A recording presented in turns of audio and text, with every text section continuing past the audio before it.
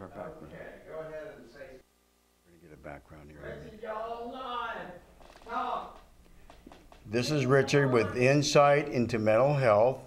This is Thursday, July the 12th, and we have a special guest on, Sandy Demeterchik, and she's going to cover all the different aspects of schizophrenia and related disorders.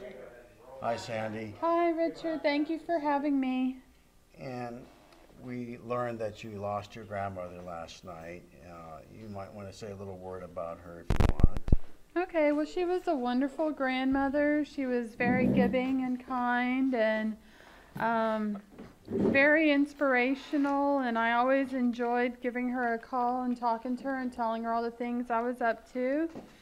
So I'll miss her, but I know she's in a better place now. Yes, she grew a pair of wings. That's great, Sandy. That's great.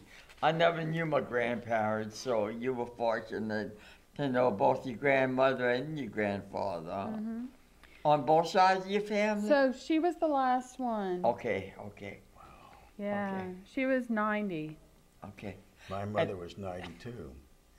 She passed March of 2016, and she taught piano, classical, and jazz. Oh, wow. I wish I'd taken more lessons.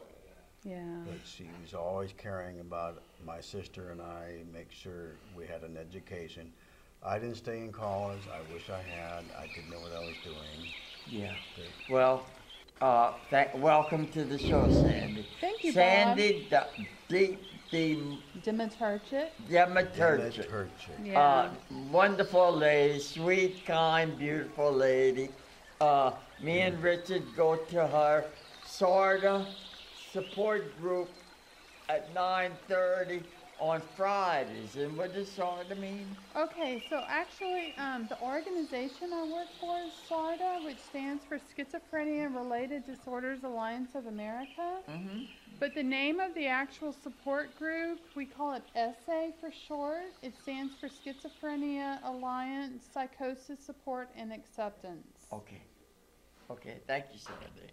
And like we do all our shows, we start off with prayer. So we will start off with prayer. And Father, we come to you humbly. We ask that you bless Sandy and her family through the loss of her grandmother.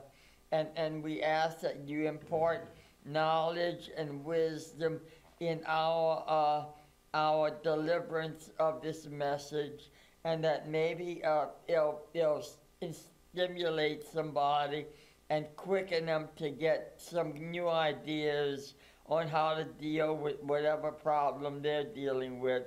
Lord, we know there's a lot of problems in this world, and we know we're living in the best country in the world, so we thank you for that. We should be thankful for that, if anything. And we ask that we be a light tonight to the people that are hurting. And if anybody would want prayer, they're welcome to call in for prayer. And we will give this message in your name, Jesus Christ. Thank you.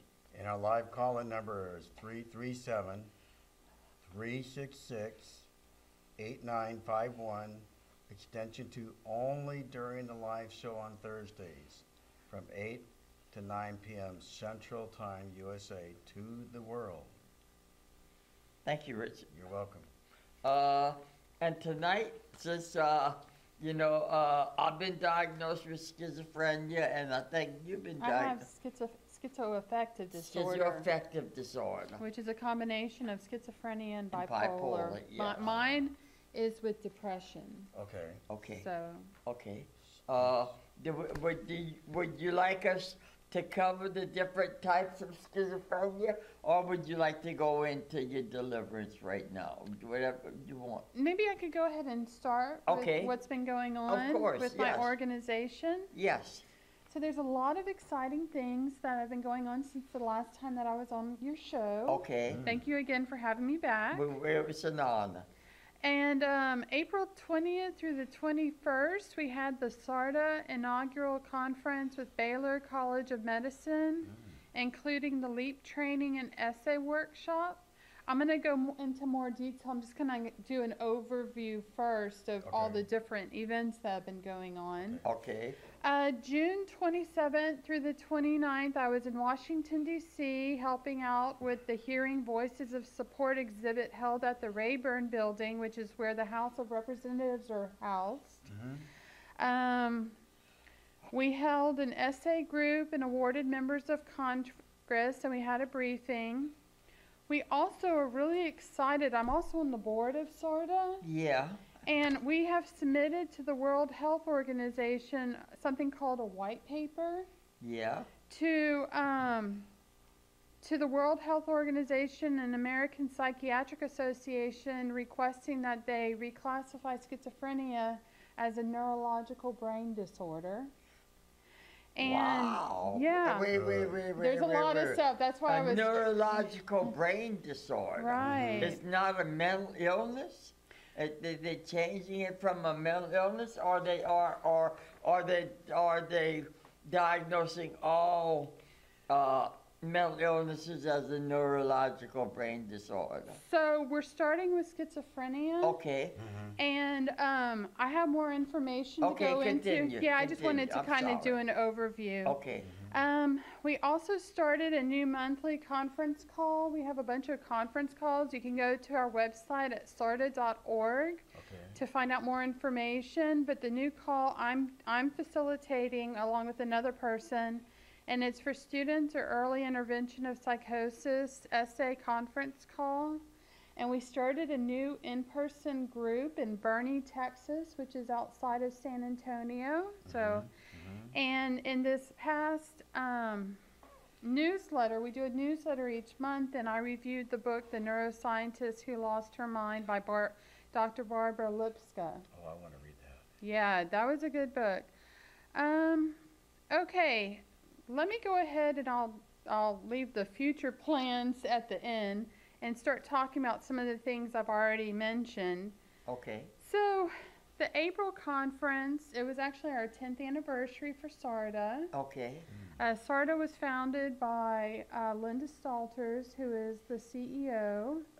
And we had an awards banquet. We honored Congresswoman Eddie Bernice Johnson, who's from Texas.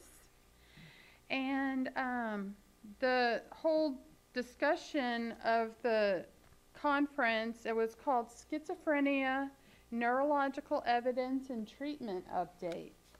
So there was a lot of scientific talk about what you were just asking about, how do you classify schizophrenia? And I was on a panel along with these world-renowned psychiatrists and clinical psychologists and a Wow. retired Impressive. congressman. Yeah. And my point was that it shouldn't be perceived as a behavioral disorder, that it is biological, that it is at least partly genetic. So I'll go more into that in a little bit. We had Dr. Dave Arsenegas discuss the neuropsychiatric approach to schizophrenia. We had a really interesting lecturer, Dr. Xavier Amador, who's a clinical psychologist, and he spoke about this term that I'd never heard before called anosognosia. I've never heard it. Anosognosia is where a person has an unawareness of their illness. So it's not that they are in denial.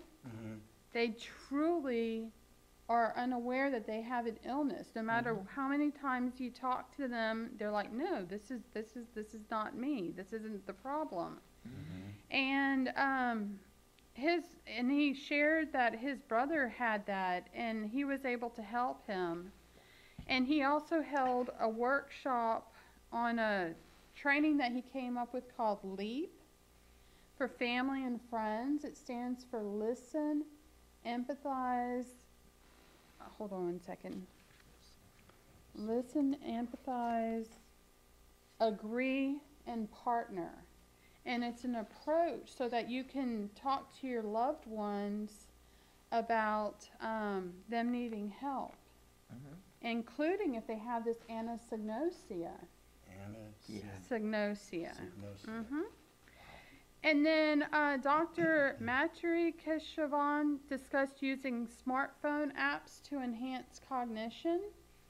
So that was interesting. So, smartphone apps to enhance cognition. What does that mean? So, it's like playing games, but as they call it, train the brain. Oh, yeah, okay. Oh, The yeah. brain Yeah. grows, yeah. Okay. Yeah. I would be Okay, I interested in gotcha. that, actually. Yeah, and then Dr. Robert Laitman discussed using clozapine, which was really interesting to me because clozapine is normally used for people who have treatment-resistant schizophrenia.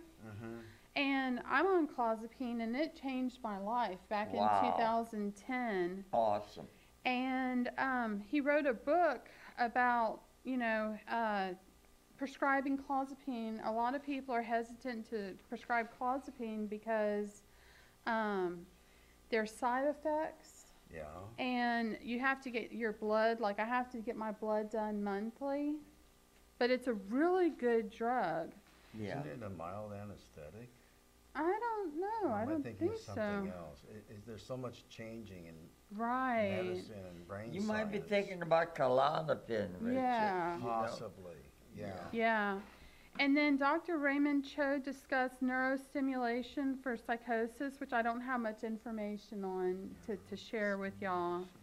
And then we had a really interesting two speakers, Al Guida and Andrew Sperling, and they discussed policy and reclassification of schizophrenia and the Helping Families in Mental Health Crisis Act, which was part of the 21st Century Cures Act that passed. So they were talking about, the impact of what would happen if we changed the classification of schizophrenia policy-wise, like with HIPAA and with, getting funding and stuff like that. Yeah. Are you saying changing the name might increase funding and all that? I think that would be wonderful. That would be wonderful. Yes. Yeah. That would, That definitely. would be wonderful. Yeah, so they didn't go into too much detail. They're doing a lot of work for us on at Washington, D.C., Yeah. trying Okay. to promote this and make sure, because one of the things that they mentioned that is a potential problem is everything's wrapped up based on the name. Yes. So if you change the name, you have to change where it appears Yeah. and make sure the funding is still there. Oh, Yeah. yes, I see. So, but, you look at autism, which is now under neurology also, and it used to be under mental illness. Really?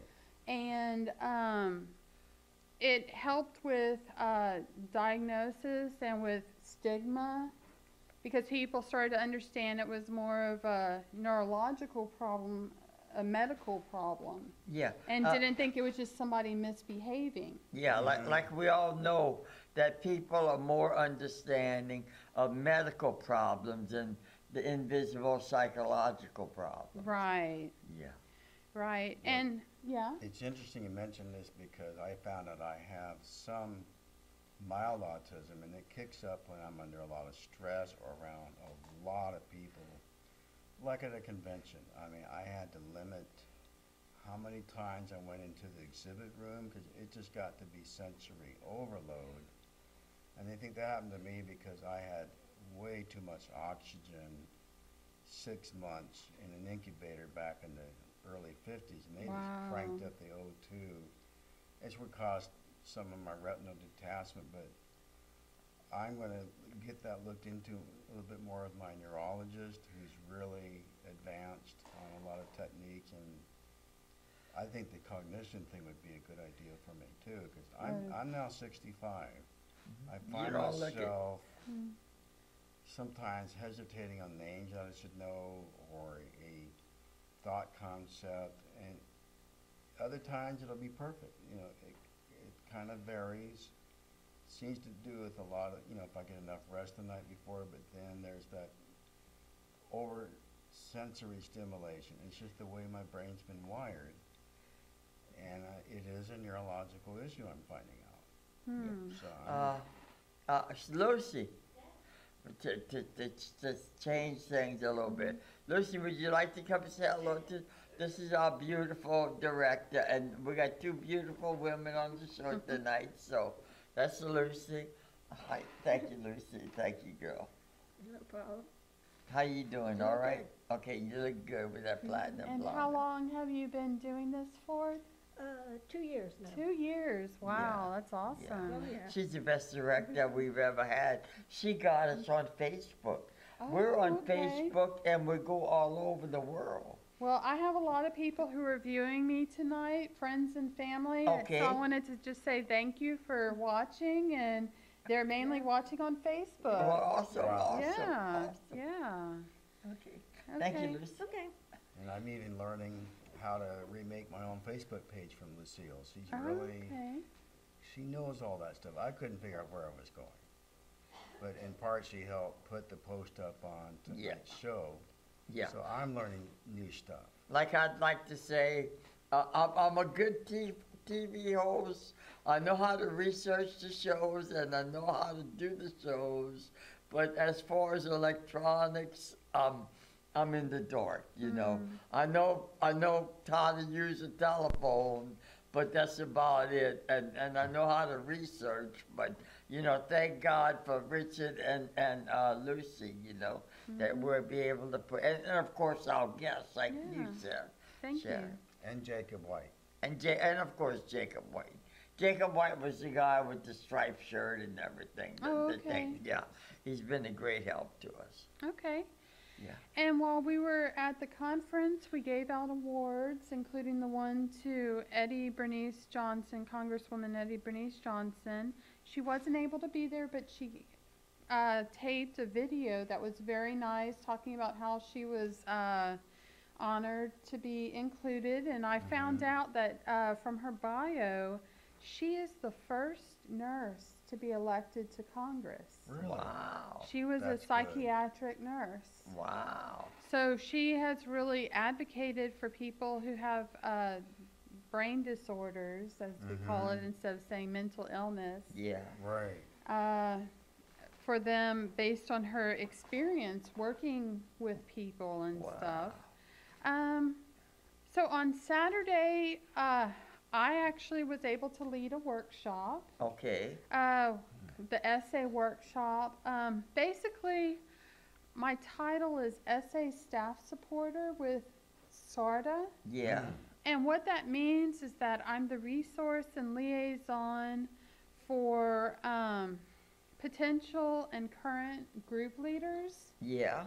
So I contact group leaders every couple of months to make sure all the information's correct, because we post that on the in-person groups. Do you set out the information or you get it from SARTA? So what I do is I call. Okay. I call the group leaders, Mm-hmm. and I verify the information, find out how many members they have, see if they need brochures or books. We have this awesome book, and I think Richard, well, both of y'all have seen the book, the We've blue seen the book, yeah. the blue It's book. The good. blue book, yeah. And we use the blue book as, it has a format for the meeting. It's really easy to start meetings if anybody's interested. And then, anyway, so I held the essay workshop and had about 5 people attend, which was good. And I think everybody really enjoyed doing an actual group. Yeah. We have the 6 steps of recovery. Our founder for the essay group, Joanne Verbanek, she had gotten permission from AA to use their 12 steps, and she changed it to 6 steps that Yeah. she thought people with schizophrenia would benefit the most from. That's awesome. Yeah, so, and then, so we awarded, as I was saying, to Congresswoman Eddie Bernice Johnson the Exceptional Legislator Award, and I have some notes on what she did. Yeah. So I already mentioned she was the first nurse elected to U.S. Congress. She drafted legislative policy designed to impact the service and delivery of mental health care. Wow. She proposed legislation designed to enhance scope and breadth of coverage, which we know is so important, for patients with severe mental health issues. and she created and implemented a media plan to educate policymakers and voters about the need for legislative reform aimed at addressing the gap in services for those diagnosed with mental health care. Wow. So I'm really excited about all that she's been able to do. And next, yeah. Do you know how long that presentation is on video? No, I 'Cause sure don't. if we could air a portion of it, that would be great, because Well, Richard, we can't air. We're not prepared to air it, you know. But at some point, they have a condensed version, because we need to do that with our state legislature. We just went through a pretty strange year with our state legislature. Right. And the problem is, if they see a lot of print material, they just kind of put it away. But if they see something for 2 or 3 minutes long, that might impact it. So if you could find out if it's like a shorter version Right. that would be suitable for broadcast on public access, that would be great. Okay. Yeah. This is the biggest hurdle, because these legislators, they just see so many bills, and it just, they just go so fast. And we got to get them to understand how serious this is. With 1 out of every 4 Americans with a brain disorder, this includes brain injury, which I've been through, and so has Bob. We went through it in that accident 3 years ago. But how many others have been undiagnosed? And that has just, like what you just were saying earlier, that schizophrenia is now redefined as a brain disorder. All of us preemies that were born early, 3 months or so, we went through trauma. How much, in fact, there was a study showing that a lot of us very premature born preemies that were put in incubators didn't get much socialization, and they found a lot of them had depression. Not so much bipolar, but a lot of incidents of depression. I didn't see anything about schizophrenia, but it wouldn't surprise me. Well, it just goes to show it that we're all human and we're all connected, like you were saying, the preemies, babies that were incubated, they didn't get to be held or anything. We all need the love and support and everything. And that's why we're so glad to have you on, Sandy. Thank you. To talk about, so go ahead. Okay, so the next thing I wanted to talk about was our Hearing Voices of Support exhibit that was in Washington, D.C., June 27th through the 29th at the Rayburn Building.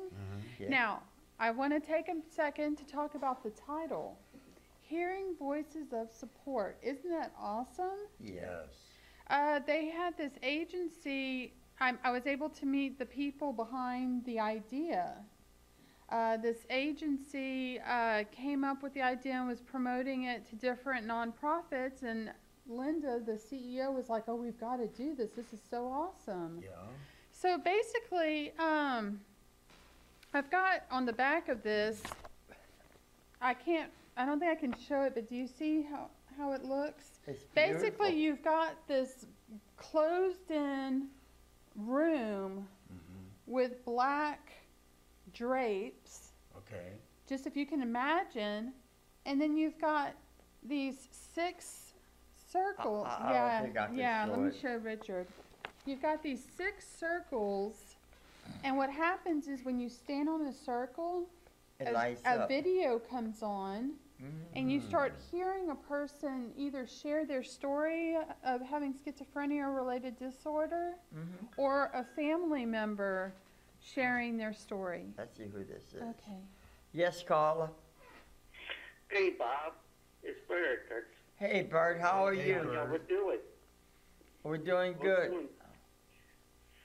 Yeah, just wanted to let you know that the graphic shows yesterday's day, and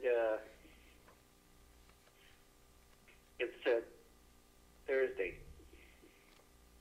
Yeah, well, Bert, it is Thursday today. Yeah, it shows on the graph on the TV that it's yesterday's day.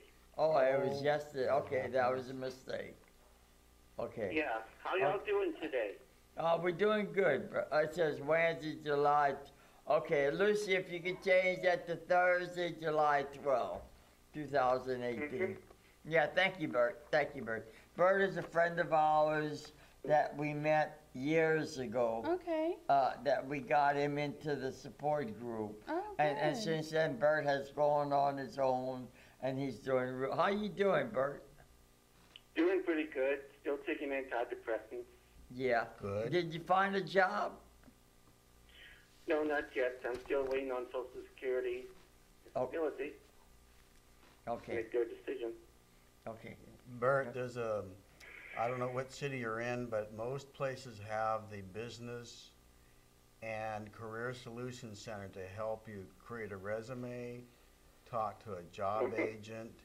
I found one here in Lafayette that actually specializes in people who are disabled to find work, and they also have a senior citizen specialist. I fit both categories, and they Okay. reworked my resume. Are you here in Lafayette, Bert?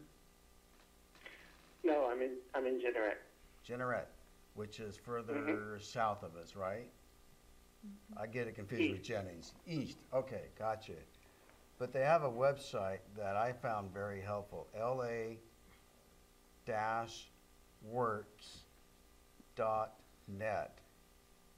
And go check it out. You can create an account and upload your resume if you have one. Yeah, and to stop, we're gonna get back to Sandy again, Bert. But listen, if you call, if Okay. you got a pen, and call 781-4255, you can get my number. Okay. I know Yeah. my dad had schizophrenia, and he was in a nursing home. So if anybody is watching out there who is dealing with this, a relative and a friend that has schizophrenia, have a lot of patience and put it in God's hands. Yeah, that's right. Thank you, Bert. Thank you, Bert. I'll talk to y'all later. Okay. Bye. So, so the name is just, I was just floored by the name, hearing voices of support, you Yeah. know? Mm-hmm. Because that's what people want to hear. Yeah. Yes. And anyway, so that was neat, being able to meet the people behind the idea. Mm-hmm. And we had over 100 people Wow. fill out surveys on the exhibit. Mm-hmm. We also awarded 2 members of Congress. Eddie Bernice Johnson was able to accept her award, and also Representative Culbertson. And we had a scientific briefing about reclassification of schizophrenia. And we were told sometimes only 5 people attend this briefing. Over 50 people attended the scientific briefing. In fact, there was no standing room. Wow. So none of the volunteers were able to attend. It was just people who were staffers, Congress people, you know, stuff like that. So we had many volunteers from all over the U.S. to help out. Wow. And I have to give kudos to the executive assistant, Angel White, for coordinating what we would do so that we could escort the person through the exhibit and then bring them to a table where they could ask questions, whatever they wanted to know about schizophrenia. Okay. Wow. And we had a table set up with brochures that they could take and stuff like that. And the biggest person who was on the film to get noticed was this lady who helped bring about CIT in Houston, which is crisis intervention training for police officers. Yeah. And she was able to, her name's Doris, she was able to bring that about in Houston with the help, she's also with NAMI too. Okay.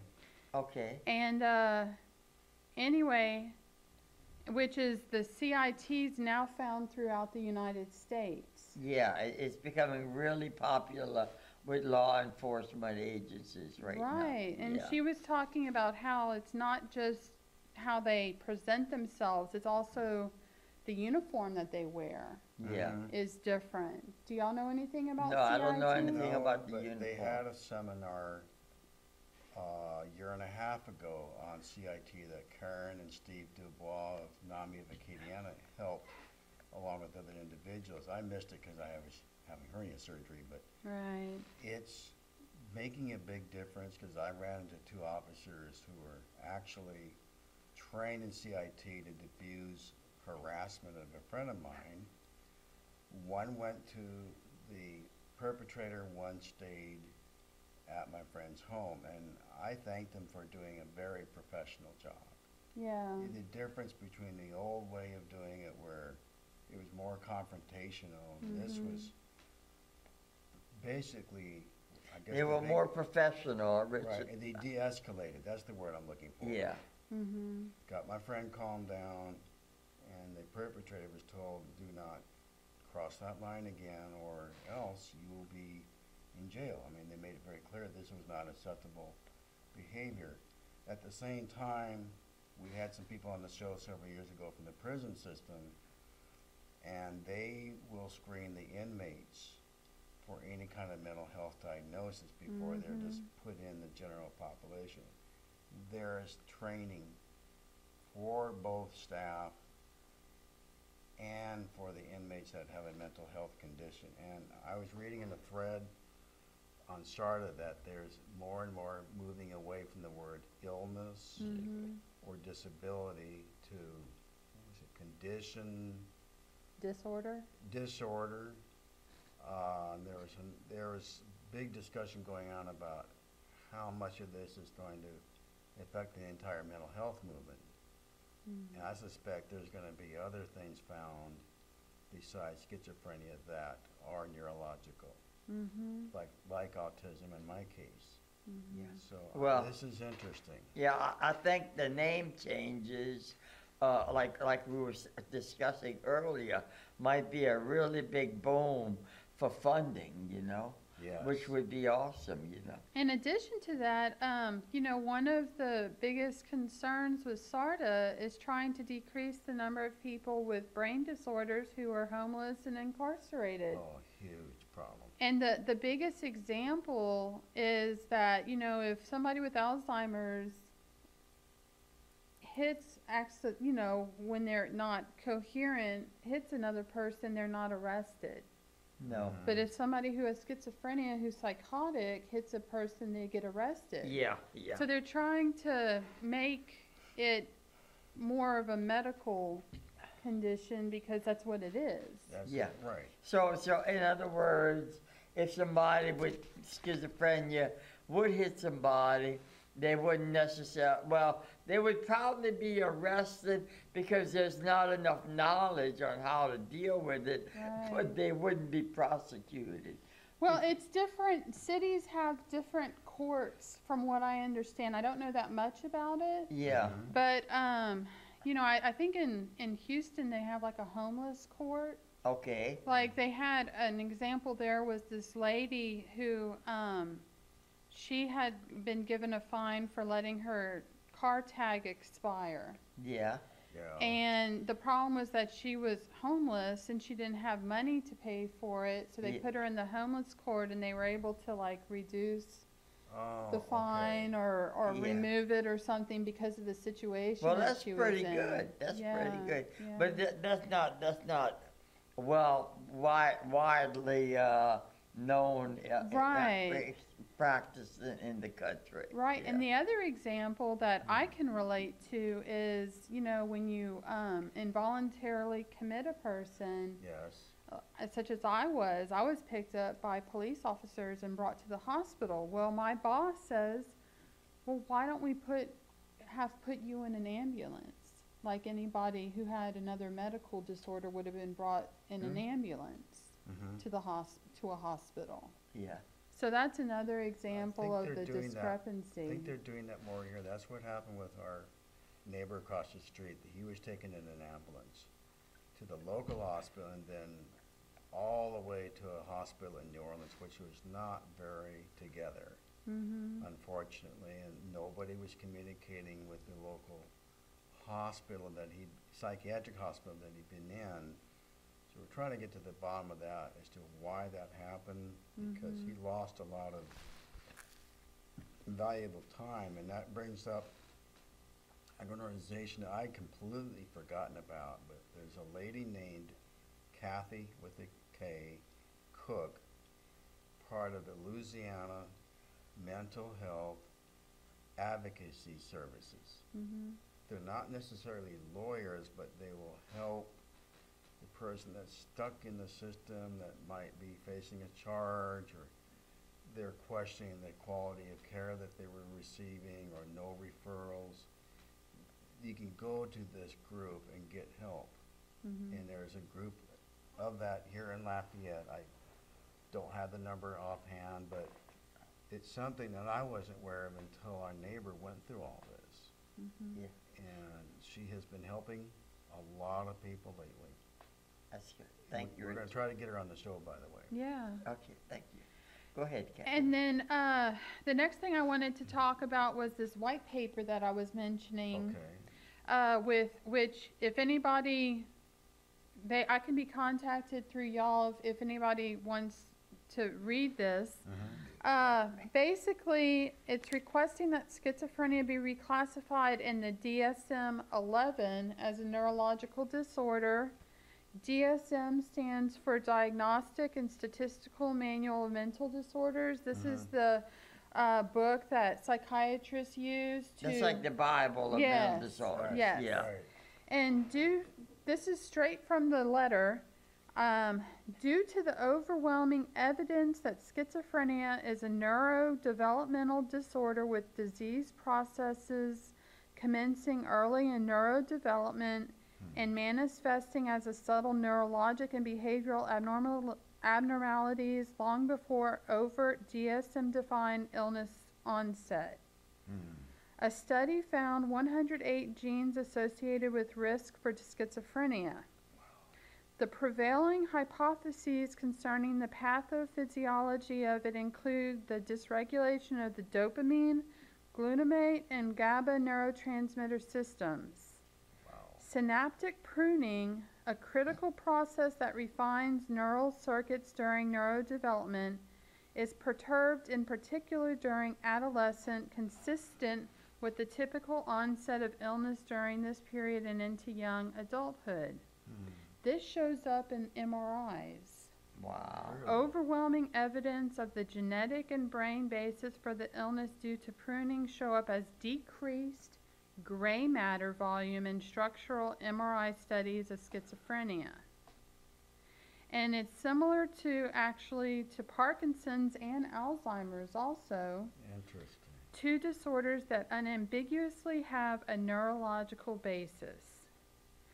And I'm really excited. One of our latest things that we're trying to do is they have these treatment centers called First Episode of Psychosis Treatment Center. Wow, where's that? This is throughout the United States, or an Early Intervention of Psychosis Treatment Center. Okay, These are okay. pretty new. I was calling places, and this wonderful person said, "Let me send you the spreadsheet with all of the treatment centers throughout the United States." Wow. Wow. About 50 of them. Wow. So I was like, "Thank you." Do we have one here in Lafayette? No, Where's the closest one?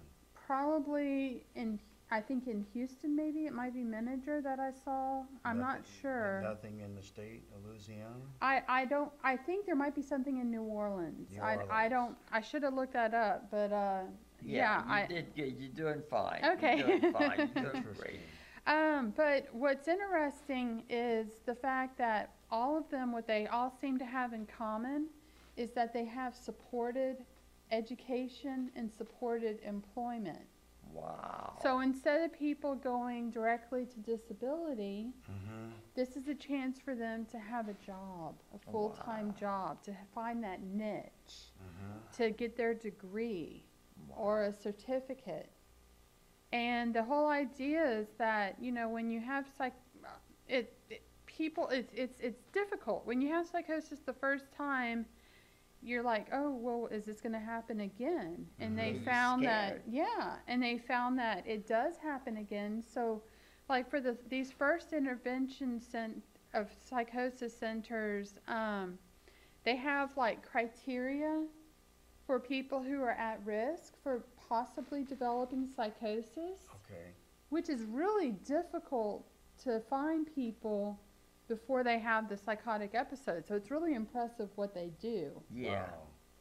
And then the early intervention of psychosis is more for somebody who's been received a diagnosis and in the first or second year. Yeah. Can you So- explain psychosis to those It's who a may not know? detachment from reality. Detachment from reality. That's probably the best Yeah. description that I can For give. example, you know, I knew a guy, you know, when I was bad off, when I was sick, I went and talked to my psychiatrist, and I told him everybody in St. Martinville was talking about me, calling me bad names. That's not reality, Richard. That's an example. Right. You know. Got So he got my medicine. And another thing we're doing is, you know, we get people all the time wanting to start support groups. Yes. And one of our requirements is that that person has schizophrenia or a related disorder like bipolar, depression with psychosis, schizoaffective, or experience with psychosis. Okay. And right now I've got about 10 people who are in the process of training Oh, to really? start Good. potential support groups throughout the United States. Wow. Around the- So, and we have already 40 groups. We also have somebody possibly in Germany. Wow. And the other thing that I'm going to do on October 9th, they have an organization called EAPA, Yeah. which is Employee Assistance Professional Association. Really? And they will give referrals to support groups. So I'm going to go to one of their chapter meetings and network with the professionals to let them know what SARTA is and what the SA group does and how it would be wonderful if they would refer their clients to us for support. Wow. Talking like supportive employment Well, type of thing? So a person who's going through some problems or something at work might be referred to an EAP, which is an Employee Assistance Program. And they are typically referred to like a therapist. Yeah. And so what we're wanting is for the therapist to refer their clients to our support group. I would like to get some of this information to my job agent, Marilyn Martin, who does supportive employment. Oh, okay. Have you heard of APSE? No. Advancing People Through Supportive Employment. No. It's AP, hold on, APSE.org. Hold on. APSE. SE.org. Okay. And they recently changed their focus. I haven't been to the website for a while, but there's some art that were done by students that talks about different disabilities and very creative, and it really described what their world was mentally, their outlook versus the average person, and it really gave you an idea of what, let's say they're dealing with extreme fear or paranoia, or another person anxiety, or another person depression. All you could tell sort of through the paintings what they might have had. But I went through the supportive employment because I had been out of the workforce for so long. It all changed. Back in the day, you could just shake a hand with a business fellow down the street and get a job the next day. Well, that's all changed up.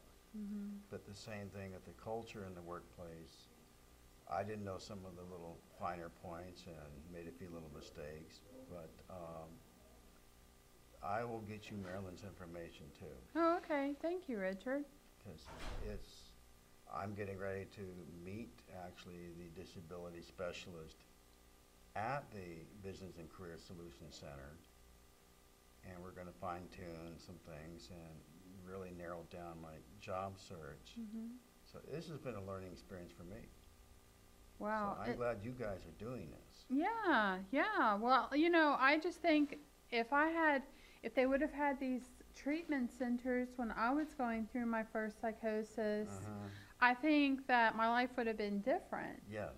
You know, and so I'm excited for the people who are part of these treatment programs and, you know, just trying to spread the word. We're hoping to come up with a directory of the treatment centers Good, and put it on our website good. under resources so people can find that, because I think a lot of people don't know that it's out there. I didn't know until tonight.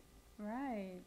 And how much more is out there now. I have a question. You mentioned schizophrenia, at least the beginnings of it starts in childhood through adolescence. So the occurrence is adolescence through young adult for what the criteria is. But if it is genetic, then it would mean that it would be there in child. You know, the idea is that we might be able to diagnose even sooner. And Okay. But are there any symptoms that a parent might recognize in their children or adolescents? I guess like a disconnect. Okay. I guess like a disconnect from reality might, you know, Okay. I really don't know. I don't have a list. And it makes me wonder what all the virtual reality games and high technology and the immersion, they're now saying 76 hours a week that people spend on their cell phones. I almost couldn't believe it, but this thing's in our hands. 76? Hours Wow. a week. It just blew me away. But I'm just kind of wondering, you know, we got the negative part of this technology. What can be used to Well, to train the brain. retrain the brain? Mm-hmm. And I can relate to that, being brain injured and having my first trauma being born 3 months premature. So I'm interested in this personally. I'm going to ask my neurologist about it. Yeah. But yeah, I'm glad they're getting into this. This is also working with people with Alzheimer's, Mm-hmm. dementia, our football players who are getting the The concussion. concussions, right? Oh, did you ever see the movie Concussion? No. You got to rent it out. If I still have my copy, I'll bring it. Okay. It is educational, and the league was ignoring it, but they couldn't ignore it anymore because these 45, 50-year-old men were living homeless in their car, and they couldn't even add to do a checkbook. Mm-hmm. And these are men that were out in the football field getting Super Bowl rings and all this, and just their wives, their relatives couldn't figure out what was going on. Finally, the pathologist discovered the tissue was full of this plaque, Mm-hmm. and I don't remember the medical name, but it didn't show up in any scan. Mm-hmm. He had to do the actual pathology. And so they're now making some changes in the game of football Mhm. and other sports. Right. But this whole thing about keeping, I've heard that Sudoku, am I pronouncing that right? Sudoku? Sudoku is good to learn. Yeah. I don't know a thing about it, but I was challenged to learn it this year. You heard of that, Bob? What? Sudoku? The name's the number, you put numbers and I don't know how it works. Is that a game you play for money? No, but it's a brain stimulation game. I'm going to try to learn it. No. It's just my mother learned it, and her fact that she learned music at an early age and kept playing it, that stimulates the brain. In Yeah, fact, well, I found that my writings, I'm writing my 11th book right now. Wow. And I find that stimulates my brain, oh, you know. yeah. And you know, and of course, Sandy, we would love to have you on another time, you know. Well, It's an honor to have you on. Thank you. It was so great to have you on, man. You really gave some great knowledge, you know. So continue, girl. Well, the last thing I wanted to mention, I also went to an ASSIST training, which stands for Applied Suicide Intervention Skills Training. Suicide Intervention Skills Suicide Training. intervention. So they skills. teach you skills to help somebody who's in crisis. Yeah. And this is being put on by the St. Tammany Outreach for the Prevention of Suicide in Covington. Wow. It's a 2-day training. It's very intense.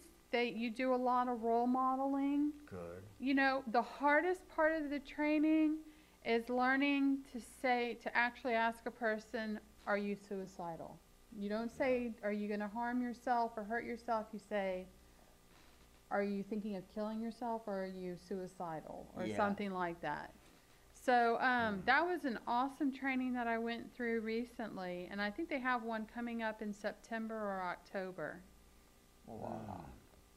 That So would be- where would it be in September? and Yeah, I think it's in Covington. in Covington? Yeah. We had Okay. somebody once come to our support group, and he was expressing suicidal thoughts and of harming somebody else. Turns out he was court ordered, but it wouldn't hurt for us to get that training, to be honest. Yeah. I And, think and it wouldn't Sandy, I know you don't put your number out, but I would like to tell you, ladies and gentlemen, Lucy, if you could put up my number, 781-4255. If anyone would like to get in touch with Sandy, you could call me. And if you don't get this number on there, you can always call AOC and leave a message for me, and they always give me messages. So if somebody would like to get in touch with Sandy, you know, they could. Well, I have a question. How did Linda Stalter get motivated to start SARTA? Well, there's a really good interview of her that I've been meaning to watch because she's actually retired. And she was a nurse and a therapist. Okay. And so she worked in the field, and I think she started as an SA group leader Okay. and just really felt passionately about, helping people with schizophrenia, because I think she was horrified by the homelessness, by the incarceration, The treatment. Yeah. So She had a relative or friend with schizophrenia? I don't know because I haven't watched the interview yet. Send us the link. Okay. Yeah. Wow. Let me read something a little bit that I got from the National Institute of Mental Health in Bethesda, Maryland. It conducts a preeminent inpatient research program devoted entirely to the study of schizophrenia. The research is designed to explore what happens in the brain that may give rise to schizophrenia. Protocols vary, as do the related risks and benefits. All volunteers begin by undergoing state-of-the-art clinical evaluation. Volunteers are then asked to participate in research studies designed to look at very specific aspects of their illness. Some studies require the addition of new medication. Others require a period without medication. These protocols involve advanced neuroimaging and neuropsychological tests designed to identify specific function of the brain. And that's just one of the things me and Richard and Lucy saw when we went to the National NAMI Convention in New Orleans. And I told them I was diagnosed with schizophrenia for 48 years. They told me I was too old. Oh, But okay. this is just, if somebody is interested in any kind of study that's going on, maybe y'all could call Sandy. You got my number up there. It's gonna be coming up, and I could give Sandy your number. And also, there's a general email, info at sarda.org. Okay. SARD as in David, AA.org. And you can call us with your questions and we'll answer them as soon as possible. If it has to do with starting support groups or anything, they refer them to me from from headquarters. So Okay. that's a really good way to get in touch with me. That's good. And ladies and gentlemen, I'd like to talk to you people that are out there without any hope. I've been there. All three of us have been there. I gave my life over to Jesus Christ. This isn't a Christian show, but I would just like to say, if you aren't spiritual, spirituality helps. with dealing with mental illness. If it wouldn't be for my spirituality, I'd be living in a halfway house, just depressed. I give credit to God. You know, like they say, your higher power or whatever. So, Sandy, I thank you so much for coming on, man. Thank It, you. it, You're it, welcome. it was a godsend. And we would like to have you on again. Thank you. You know, and ladies and gentlemen, we hope y'all enjoyed the show Bird Grace. We hope you, my number is 781-4255. You see it, call me. If anybody wants to get in touch with us, y'all can call us. We thank y'all. Lucy, come say hello. Oh, Lucy can't hear. Okay. So we thank y'all for watching the show. And God bless everybody. And our Thank you. sponsor, Jackie Ballou. And Miss Jackie Ballou, Miss Jackie, I love you to life, Miss Jackie. Miss Jackie is our underwriter and our